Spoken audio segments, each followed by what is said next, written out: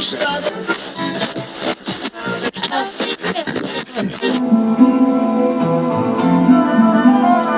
boy, all the thoughts through my mind were as a boy.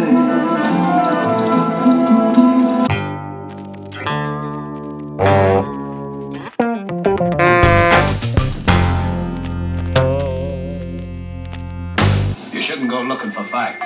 You're talking to a bounty killer. I reckon you know what the star stands for. It means I don't need bounty killers around here. Texas Adios, starring not Terrence Hill, but his spaghetti western doppelganger, the badass original Django himself, Franco Nero, as our hero, Bert Sullivan. Yep, regular old Bert. I know, Django is a way cooler name for Franco Nero.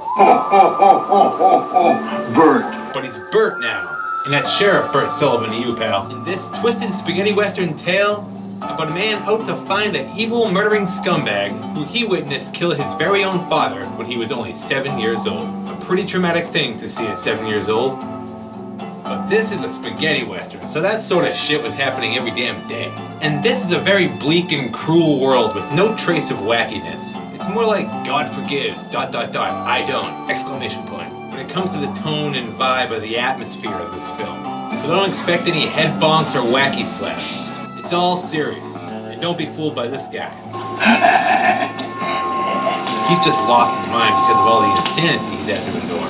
It's the deadly, violent adventure of two brothers out to see that the man responsible for the death of their father is simply brought to justice, not killed. Because Franco Nero plays an honorable sheriff here, who intends to uphold the law by bringing him back to Texas and making him face justice, where he would most certainly be found guilty and sentenced to death anyway. So here it is, from the director of Django, Prepare a Coffin. This is the 1966 spaghetti western classic, Texas Adios. So we start off with this slow, sad song over a shootout in some Texas town. Interesting choice of music for a shootout. A shootout that's put to an end when Sheriff Franco Nero steps in to exercise his authority and kicks this scumbag bounty hunter out of town. It means I don't need bounty killers around here. Anybody want to go to Mark's store? Maybe we can buy him a better sign. Anyway, the sheriff will take care of the trash around here. It is his job after all. Sheriffs and bounty hunters don't get along, you see. Because bounty hunters are sort of doing the sheriff's job for them, but just for the reward. So get the hell out of here, buddy. Better luck in the next town. I'm sure we'll never see him again, wink wink. Think I'll go over to Mark's store and buy some chalk. Unless he used it all to hastily draw his sign on the side of the building. And after that little ordeal is over, the town lights right back up like it's Christmas morning in Whoville.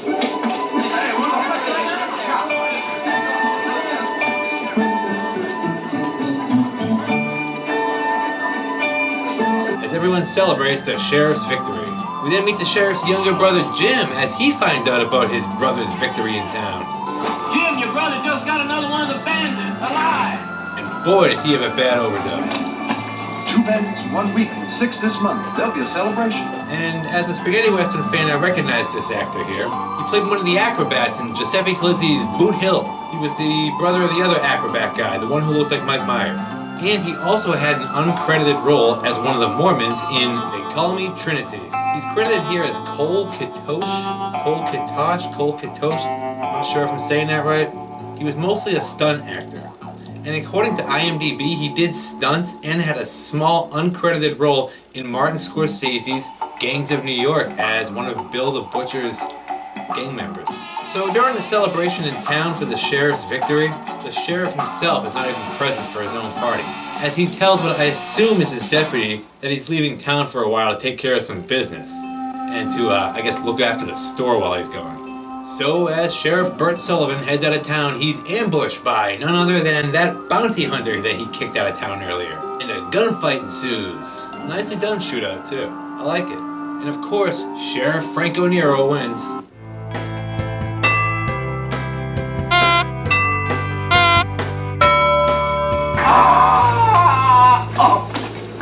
He must be sweating balls in that coat. He looks great in it though. And get used to this shooting it out thing. They do it a lot in this movie. That and a lot of good old-fashioned fist fights with kicking. Whoa! Can't really get my foot up. Yeah, this spaghetti western is not very plot heavy at all, unlike some of the other ones I've reviewed. so it's easy to follow. So feel free to blink or go take a shit. You might miss a shootout though.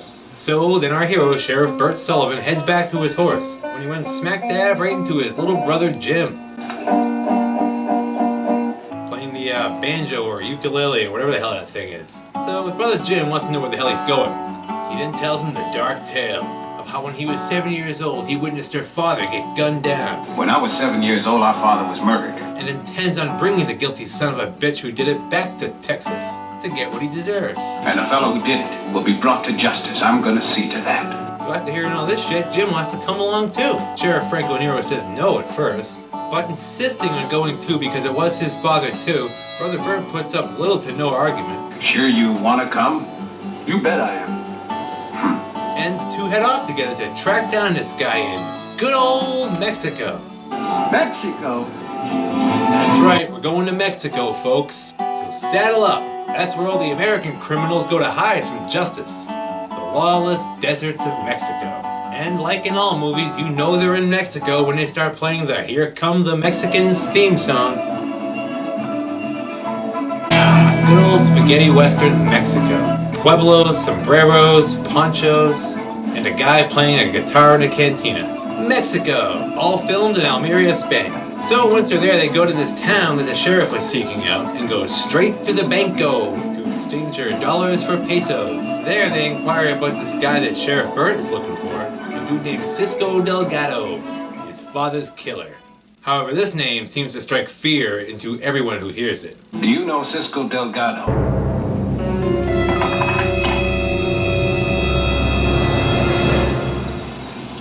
And refuse to give these two strangers any information on his whereabouts. So once they leave the banco, the brothers then witness how the local authorities deal with thieves, as this drunk lunatic named Miguel demonstrates, as he has people executed at the sound of his bagaboo's cork pop.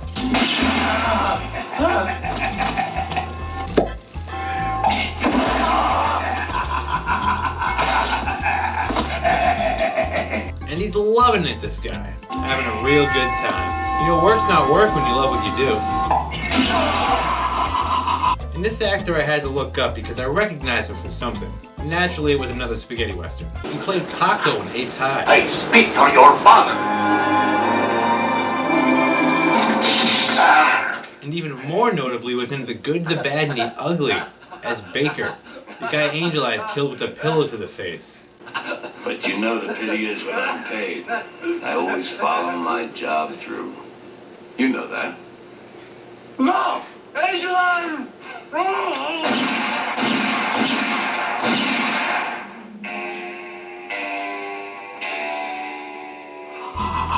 plays a bigger character in this one, however. A real drunk nut, who, believe it or not, they managed to humanize by the end of the film by explaining his attitude a bit and why he's like this. But for now, he's law and order around here, I guess. And proves it by executing petty thieves for fun. That's how he does things. That's the way I do things. So then the brothers head over to the cantina for a drink of local firewater. When little brother asks this pretty little Mexican lady about Cisco Delgado. Do you know a certain Cisco Delgado? The mere mention of this name draws every eye in the room.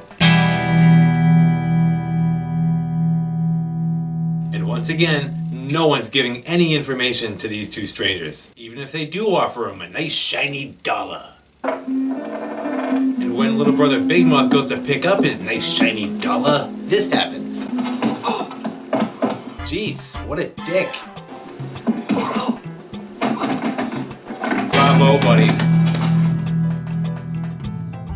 But that was Franco Nero's brother you just beat up, and he's just not gonna let you sit there and get away with that. Now you didn't have to do that.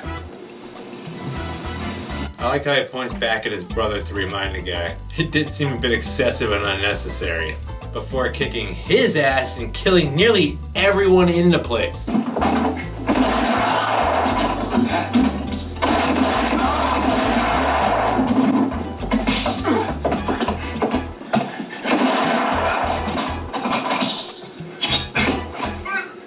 Without even getting a scratch on him. That's Steven Seagal level of fighting skills. Unbeatable. Nearly untouchable. You know, total bullshit. But it's Franco Nero, so it's okay. End it with a face kick.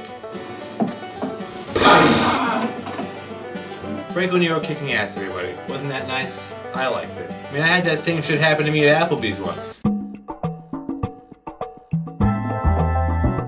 Hi, my friend and I here are looking for a guy. He looks just like my friend, only he wears a Batman tank top. He goes by the name of Farmer Spaghetti. I guess that's a yes. So, bartender, if you tell me where I can find him, you can have this handful of Japanese yen. Oh, come on, that's like $1.50 in US dollars.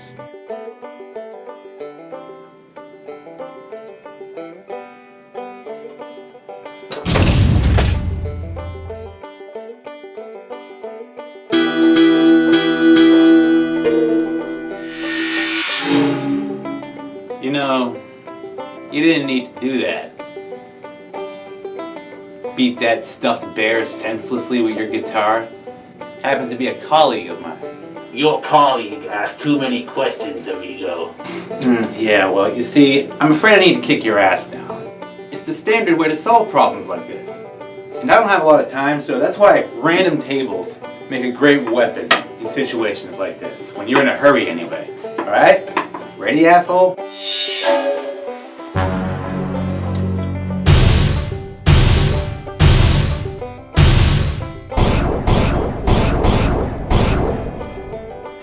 There.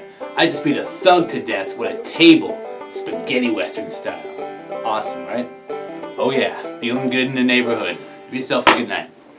So once the locals start getting wind of these two strangers in town looking for Delgado, one of them invites them over for drinks. Green drinks. It's creme de menthe, not firewater. Looks like something Guinan would serve you at 10 Forward on Star Trek. So this guy tries to bribe Sheriff Burt Sullivan with these drinks and some gold nuggets, just to find out why he wants to find Delgado. But the sheriff's not interested in telling him, so this guy pretty much tells him to get lost in, which they do.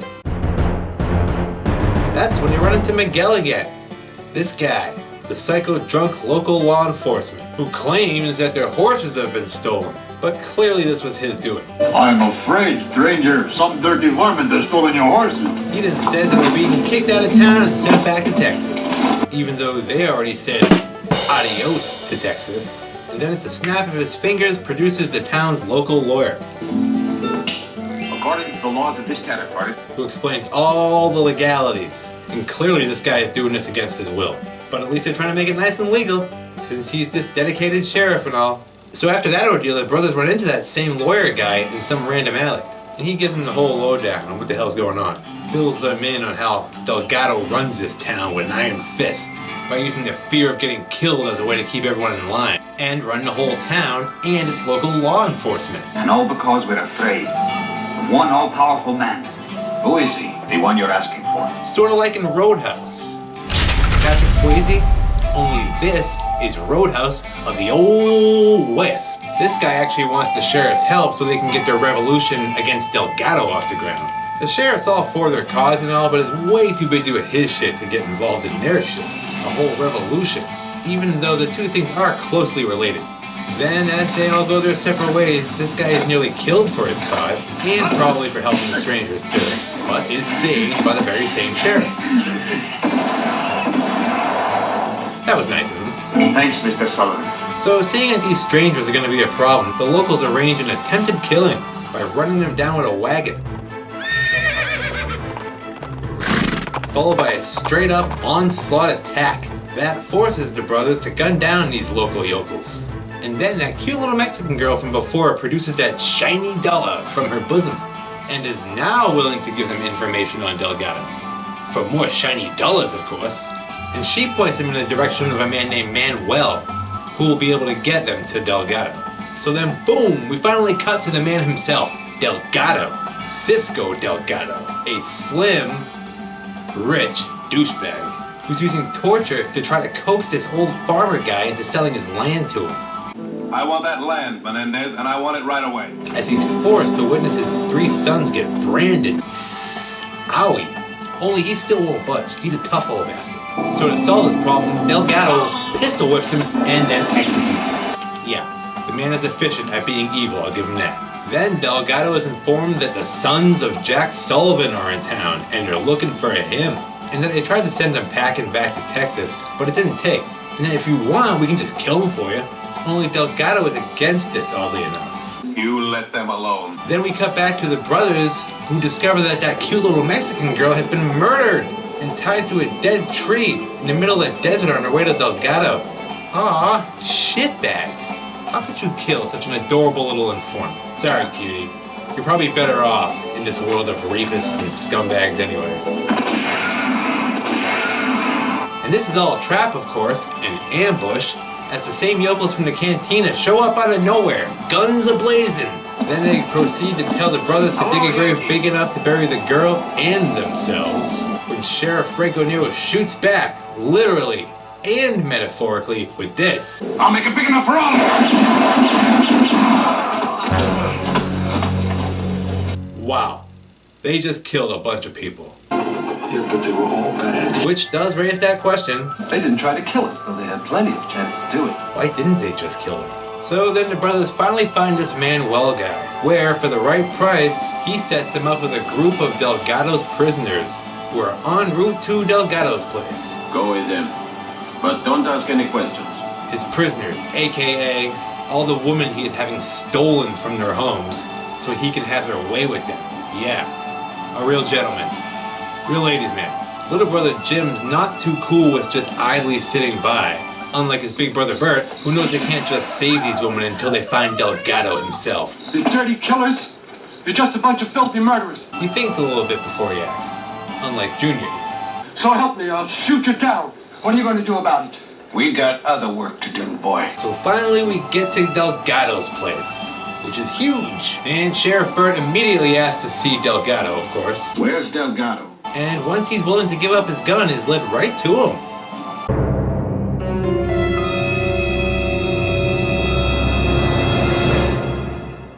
Huh, that wasn't so hard. Too easy. Delgado knew they were coming, and let them. Only why? Here's where we find out why. The big plot twist, so pay attention. It's a bit twisted.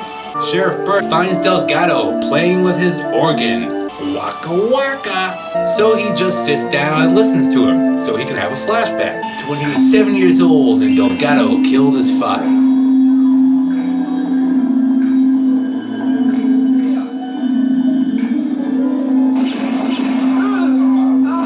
So all Sheriff Bert wants still is to take Delgado back to Texas so he can face justice. He doesn't want to kill him or have a showdown in the streets or anything. He's a by-the-book man of the law. Only hope for law and order in the West. I guess. No one else seems to care. Get drunk, shoot first, take a shit and go to bed. Maybe rape and kill someone if you have the time. Life has no value. Not here. I've been expecting you, Bert Sullivan. Now, of course, Delgado is totally unwilling to go back to Texas with him and face justice and do all that shit. Yet Sheriff Bert keeps insisting this is gonna happen, man. You're going back to Texas. You got a score to settle with the law, and I'll see it gets paid. When boom, Delgado lays it on him when he asks how his little brother Jim is doing. Where's Jim? Sheriff Bert replies with, why? Why do you want to know? And he says, Because he's my son. bum bum bum. Yeah, fancy that shit, huh? His son. How the hell did that happen, you ask? That's when Sheriff Bert has to part 2 to his flashback, where we see Delgado help himself to the wife of the man he just killed. Our hero's mother. So he raped her as we see her stumbling out with this unsatisfied look on her face. The look of someone who was taken advantage of. That's no way to treat a lady. However, this rape led to a pregnancy and the birth of a child. Sheriff Bert's younger brother, Jim. Meaning his younger brother's father is actually Delgado. Damn, imagine finding that out about a brother or sister. Not their fault, but it's definitely traumatizing in some way. He's a child of rape, and your real father is the scumbag murderer of the guy you believed was your real father. And they're just finding out now, too. Wow, I thought my family had issues. This must be some twisted ass shit to live with. Just imagine the family dinners to come. Delgado then admits what a piece of shit he was, and didn't want his son of rape to know who and what his father really was. I wish it had never happened, and would grow up to be honest, respected, without the taint of being a criminal, son. It wasn't an easy thing to do. It was a sacrifice. All the same, I did it. And I'm not sorry. I did it for his sake. I never wanted him to find out what his father really was. I hope you're satisfied. Yet, this didn't make Delgado become a better man and change his ways, as we can clearly see. If anything, he became more of an evil scumbag once he got to Mexico and took over a whole town, simply by murdering people who wouldn't do what he said. A real grade A dictating pile of human garbage, if you ask me. So, now that all this new information has come to light, Sheriff Burt just leaves Delgado there and decides to stick around for a while. Probably has to think about it for a little bit. That's a lot of information to process at once. So that night, Delgado has a celebration for the two strangers' arrival. Yeah, weren't expecting that. And everyone's having a real good time, too. Complete with this sloppy drinker here. Buddy, try getting some of that booze down your throat if you want to get drunk. Jim even gets to dance with one of Delgado's stolen women. When this dick decides to spoil his fun. Real party pooper. But his buddy seems to be enjoying it. However, Delgado sees that Sheriff Franco Nero isn't really enjoying these little festivities. He then goes on to offer him a job, working for him, of course. They all do that. Why don't you think about working for me? Yet Sheriff Franco Nero is dead set in his ways. He wants nothing more than to take Delgado back to Texas for murdering his father those many years ago. We're going back tomorrow. So Delgado's pissed now that he won't just get over it already and stop judging me, Mr. Perfect. Delgado then resorts to dumping on his dead parents. Your father was nothing but a cheap bandit, and your mother was a harlot. Not smart, as we see another fist fight ensue, since Sheriff Franco Nero had to turn his gun in when he came to town. And then that fight's interrupted by a shootout. It's about to happen outside with his little brother Jim, and that dick who started in on him. So Delgado intervenes, and Sheriff Franco Nero is once again ordered out of town. It was on account of that girl. He was the one who started it. Sure, Jim. Sure. I'm turning him over to you. Show him that I mean business. Give what's left to him to Miguel. I want him taken to the Texas boundary. And to go back to Texas, which, as we have established in the title, he has said adios to. So they beat him up this time, so hopefully he gets the message.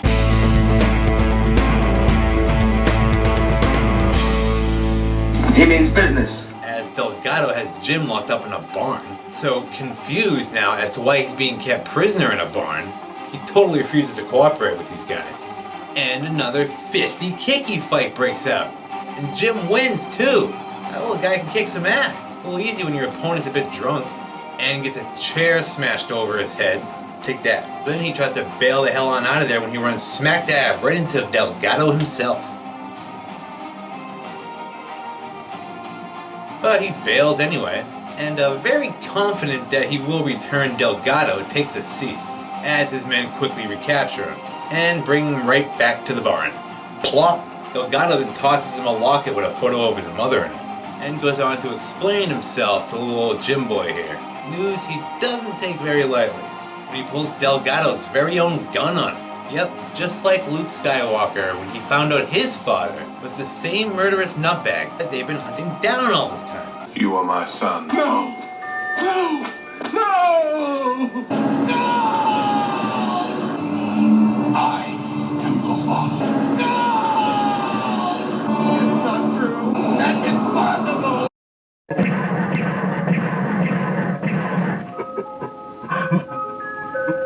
So then we cut back to Sheriff Franco Nero, who's being led back to Texas by Miguel and company, when... Bam, bam, bam, bam, bam, bam, bam! That's right!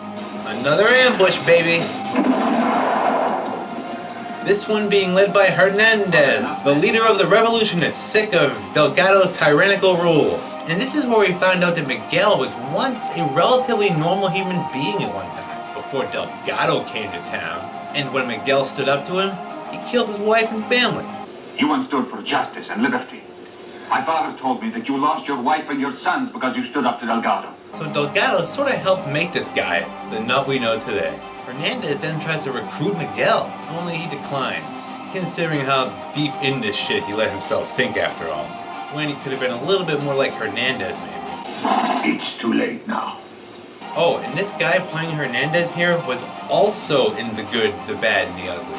played Tuco's brother. If you've seen that, which I assume any spaghetti western fan has. So 2 actors who were in this movie were also in The Good, the Bad, and the Ugly. Miguel and Hernandez. And after doing a little research, I found out that Texas Adios and The Good, the Bad, and the Ugly were actually filmed at the same time in the same area of Spain. Between shooting, Clint Eastwood and Franco Nero would actually socialize, apparently, from what I read on the internet anyway. However true that is, it doesn't sound like bullshit, it sounds very possible. So anyway, Hernandez then tries recruiting Sheriff Franco Nero, because why the hell not? Who also declines. Will you help us? I wish you luck. Poor guy, can't get anybody to join his revolution. He's got his own plans. So the revolutionists leave, and Sheriff Franco Nero goes after Miguel to coax him out of his gun so he can go after Delgado. Miguel gives it to him too. I think at this point Miguel's beginning to question all his life's choices, since now he is helping Sheriff Franco Nero. You're very brave to try and fight. I admire Hernandez. And so now, armed with a single gun, Sheriff Franco Nero, aka Bert Sullivan, but I'm gonna call him Franco Nero, okay, rides off on his horse to go face Delgado again and get his half-brother back, damn it. So then, back at the barn where Jim Boy is being held, one of Delgado's stolen women helps Jim escape. That was nice of her, only to be caught moments later. Hold it. Oh darn. Well, that's that, I guess. It's the fact that you at least tried when most would have cowered in fear. You go, girl. Can't believe I said that. You go, girl. And then, as Delgado and his men come around the corner, they gun down this poor woman in cold blood. Wow. You go, girl. Delgado has no value or respect for human life at all, except for himself and the son that he created through rape, as we see when he can't even just kill his own son, who he just sort of met a little while ago. I guess he just wants him to stay and accept him as his father, even though they're way past that ever happening willingly. And that's when Delgado gets warned about Hernandez's oncoming revolution. Hernandez is leading a group of revolutionaries. They're coming here. Viva la Resistance. And in retaliation to that, Sheriff Franco Nero warns Hernandez that Delgado knows he's coming. I came to tell you, you better get ready for an attack. An attack? And then they go and set up an ambush again. Or another gun battle breaks out. Bam, bam, bam, bam, bam, bam, bam. All over the place this time. And they start gunning down Delgado's loyal followers, picking them off one by one.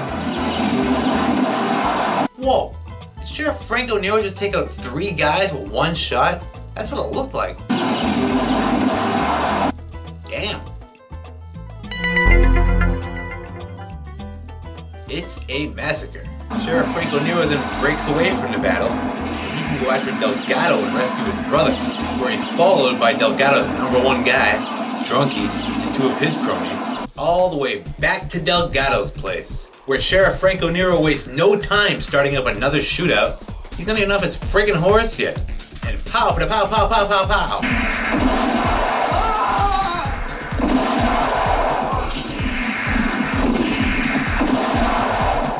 Sheriff Franco Nero then tracks down Delgado, who's got a gun on his little brother Jim. And before they can even think of what to do next, Delgado's #1 dick busts in and just starts opening fire, plam, plam, plam, and shoots Jim Boy twice. After seeing this, Sheriff Franco Nero goes right in on this shithead and lets the son of a bitch have it.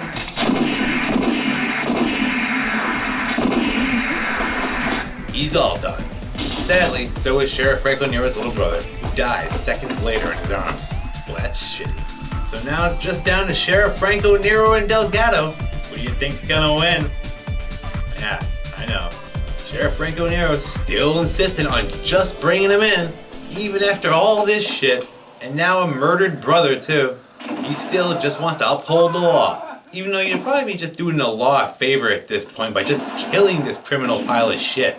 Who would blame him? Why waste a court's time? But nope, it still leads to another shootout, since clearly there's no way Delgado's just gonna go back to Texas with Sheriff Franco Nero, willingly. When finally, yes, he nicked him. Again. Then again. Then again. And again. One more time.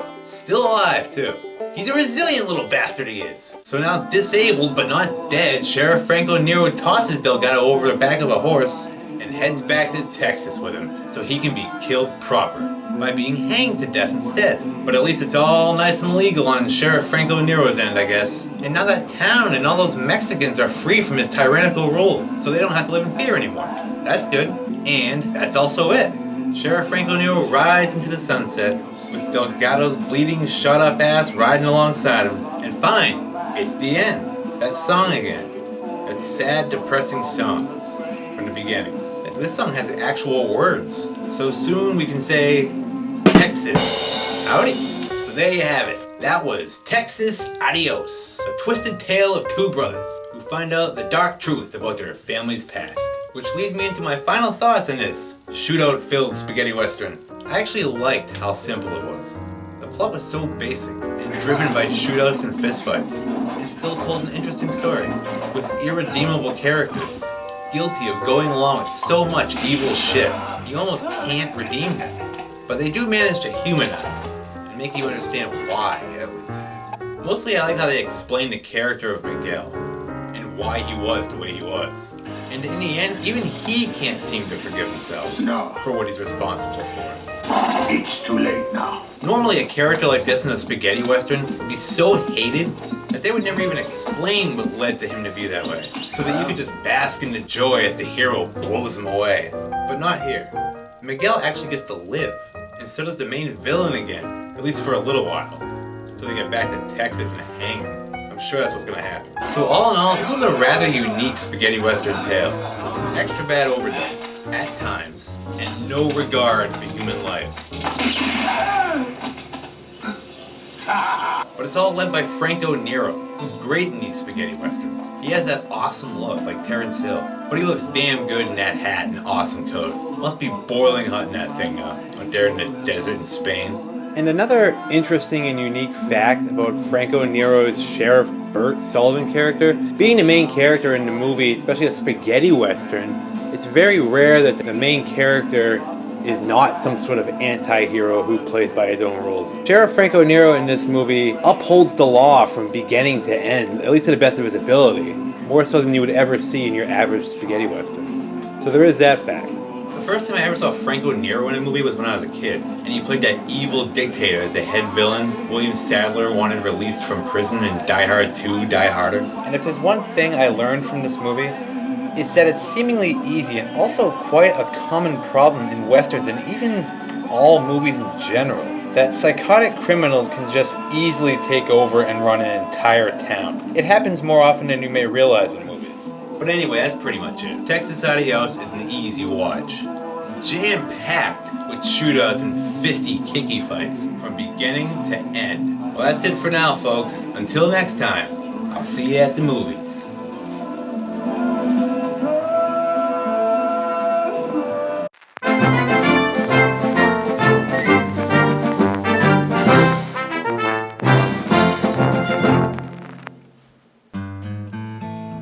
Howdy folks, Farmer Spaghetti here, and if you're anything like me, you might wake up on occasional mornings after an all-night binge fest of natty ices, and then suddenly find yourself wanted by the law, and hated by everyone around you.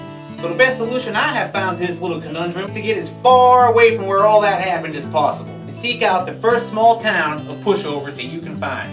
And not only take over the entire town, but the local law enforcement as well. And I'm going to show you how, right now. It's actually quite simple, so let's go. First, put the local law enforcement in their place. Howdy, Sheriff. I'm Farmer Spaghetti, and this is my town now. Got that? I don't think so. We're a small, peaceful community, and we won't tolerate trash like you. Ho ho ho, is that so? Well, folks, you're bound to get this upon first arrival. So that's when you use the #1 tool in taking over an entire town, all by yourself. And that's fear. So, Sheriff, is that your loving family there behind you? It sure is. Mm-hmm. Beautiful, beautiful family they are. Well, now they're dead. So who runs this town now, Sheriff? You do, Farmer Spaghetti. That's right. Step 2, acquire a home. with brute force if necessary, and usually it is. Wow, hey, whose cool-ass barn is this? Why, it's mine, sir. My sons and I built it and I live there with them. Not anymore. Farmer Spaghetti wants it, okay? So you're gonna sell it to me, alright? For, let's see, 100 yen, alright? I will do no such thing, Farmer Spaghetti. Oh, really? Well, then I'm gonna brand all of your sons with my Farmer Spaghetti brand. What do you think of that? My Farmer Spaghetti brand of approval. How's that grab you? Do what you must. I'll never sell. Oh, really? So yeah, you will, on occasion, come across tough old bastards like this. And there's only one simple solution. First, and then you just kill the bastard. Done and done. Simple as that. Strikes fear into the hearts of men. Alright, now, somebody go get a wagon. I want you to go around town and collect all your young and most attractive women, and then bring them all back to my barn here, so I can have my way with them. Got it? I'm Farmer Spaghetti. I run this town. So there you have it, folks. I now run this whole town, and its local law enforcement, all with an iron fist of fear and murder. There is just one more thing you'll have to look out for. Revolutions. Yeah, eventually, people will get sick and tired of living under your dictatorship and revolt against you. So look out for that. That and the original folks that you screwed over to end up having to take over a town in the first place. So that's it, folks. That's how you take over a whole town, all by yourself. So good night, folks. Gotta go now. I have a whole town to run. Alright, ladies, it's Farmer Spaghetti time.